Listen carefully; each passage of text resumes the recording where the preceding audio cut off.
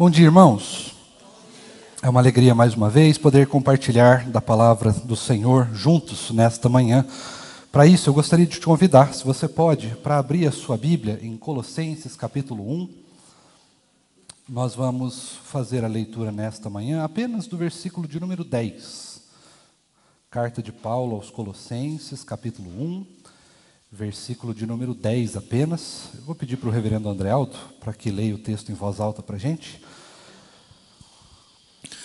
Dessa maneira, poderão viver de modo digno do Senhor, para o seu inteiro agrado, frutificando em toda boa obra e crescendo no conhecimento de Deus. Amém. Vamos orar?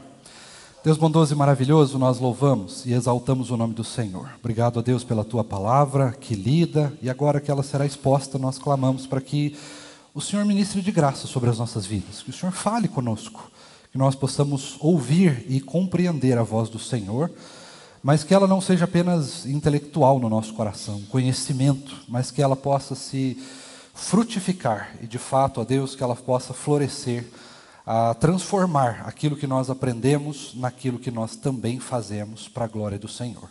Nós clamamos por isso, em nome de Jesus. Amém.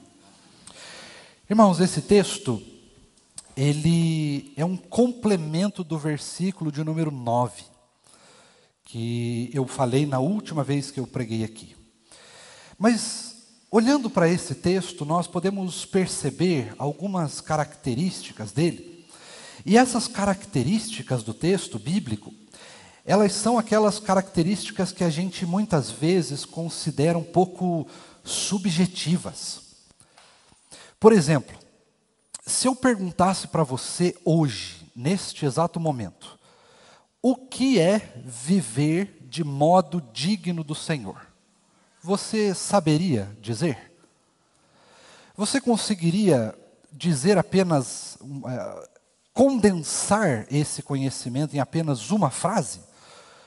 Ou você talvez teria que pensar muito para elaborar, quem sabe, uma lista de coisas que poderiam se encaixar nisso? E essa é a subjetividade do texto.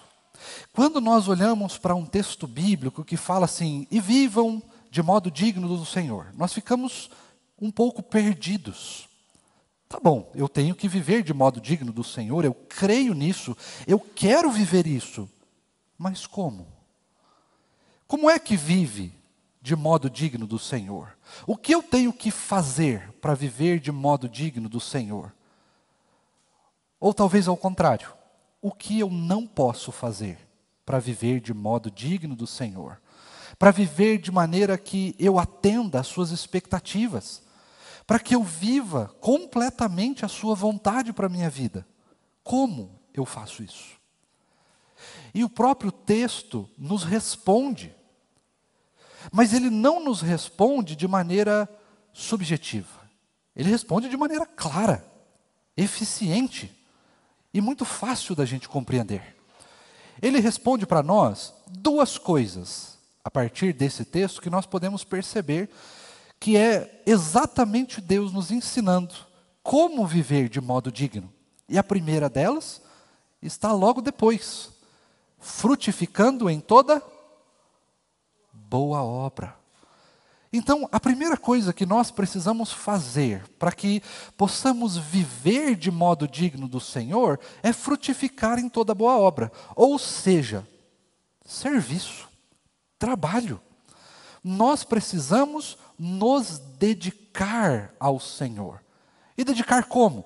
Na leitura da palavra, na oração, no cuidado com o próximo, na intercessão, na vida da igreja, nos ministérios, departamentos, sociedades internas, no cuidado ao próximo, na ação social, no evangelismo, nas missões.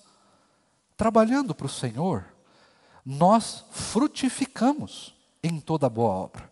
E quando nós frutificamos, ou até melhor, enquanto nós estamos frutificando em toda boa obra, nós também estamos aprendendo a viver de modo digno do Senhor. Mas o texto ele continua para nós. Ele vem, em segundo lugar, dizer que nós temos que viver de acordo com a vontade de Deus. E a mesma coisa, como eu vivo a vontade de Deus? Como eu posso viver inteiramente para a vontade de Deus? E o texto responde logo em seguida: crescendo no pleno conhecimento de Deus. Crescendo na palavra, irmãos. Como é que eu vou descobrir a vontade de Deus para a minha vida se eu não tenho conhecimento da vontade de Deus? E onde eu posso aprender a vontade de Deus para a minha vida? E é aí que está o grande X da questão. Porque muitas vezes nós queremos aprender uma vontade subjetiva de Deus. Então, por exemplo, eu vou dobrar o meu joelho no meu quarto, eu vou orar, e Deus, através do Espírito Santo da promessa, vai revelar a sua vontade. Quer queira, quer não, muitas vezes o nosso entendimento subjetivo vai nesta direção. Quando o Senhor já deixou a sua vontade muito clara para nós. Onde está a vontade de Deus? Na sua palavra. Então, nós ao meditarmos, ao conhecermos, ao estudarmos, a vivermos o que Deus ensina na sua palavra, nós então vamos aprender a viver inteiramente a vontade de Deus. Ao olharmos para as cartas, principalmente as cartas do Novo Testamento, na verdade só as cartas do Novo Testamento, né? Porque no Antigo Testamento não tem cartas. Quando nós olhamos para as cartas, que são um pouquinho diferentes das epístolas são mais longas, elas têm um conhecimento um pouco mais aprofundado, é aquele texto que você precisa falar muitas coisas que não cabem apenas numa carta. Mas as cartas, elas são mais curtas, mais objetivas. Só que muitas vezes as cartas, por serem mais objetivas, elas contêm esse conhecimento bíblico mais condensado. E esse conhecimento bíblico mais condensado faz com que a gente olhe para a palavra de Deus de uma maneira muito subjetiva. Só que nós não podemos fazer isso. Nós precisamos fazer o possível para que a palavra de Deus faça parte da nossa mente, a gente conheça, entenda e compreenda, mas ela também precisa fazer parte do nosso agir. E as cartas, principalmente as de Paulo, estão cheias de ação. Elas têm uma informação subjetiva, vivam para a vontade de Deus. E logo depois, ela traz como viver a vontade de Deus. E hoje você pôde aprender um pouquinho mais sobre isso.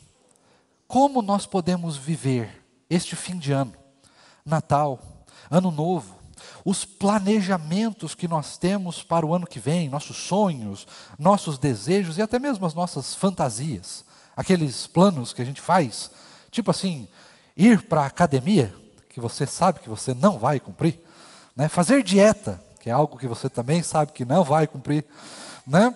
Mas ao olharmos os nossos planos e compararmos os nossos sonhos, as nossas vontades com a vontade de Deus, nós podemos encontrar neste texto uma forma de vivenciar isso de maneira clara, fácil, objetiva, direta. Como viver para a glória de Deus? Como cumprir a vontade e as expectativas de Deus? Como nós podemos crescer em Deus? Frutificando em toda boa obra, trabalhando cada vez mais para o Senhor. E trabalhar mais para o Senhor não significa trabalhar apenas na igreja, mas é em tudo que a gente fizer. Em tudo que a gente fizer, a gente tem que buscar fazer a vontade de Deus. E nós precisamos continuar crescendo no conhecimento de Deus, crescendo na sua palavra, aprendendo e desenvolvendo cada vez mais aquilo que a palavra nos ensina.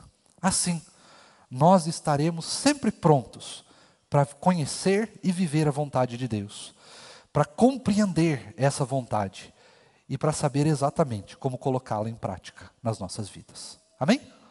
Vamos orar ao Senhor, encerrando o culto dessa manhã. Deus bondoso e maravilhoso, obrigado, Deus, pela Tua palavra, que muito nos ensina em um texto tão curto. Obrigado, Deus, porque o Senhor não nos deixa no escuro, mas o Senhor nos ensina de maneira clara, de maneira muito objetiva, como que nós podemos viver para a Tua glória. Nós já sabemos muitas coisas, mas o tempo todo nós estamos aprendendo com o Senhor e na Tua palavra como nós devemos viver para a Tua vontade, qual é a vontade do Senhor para as nossas vidas. Por isso, continua nos ensinando, continua falando conosco, continua ministrando no nosso coração da Tua graça, do arrependimento, de compaixão, de misericórdia, e continua nos fazendo cada vez mais parecidos com o Senhor, nos levando cada vez mais para perto de Ti, fazendo com que nós tenhamos um relacionamento cada vez mais profundo com o Senhor.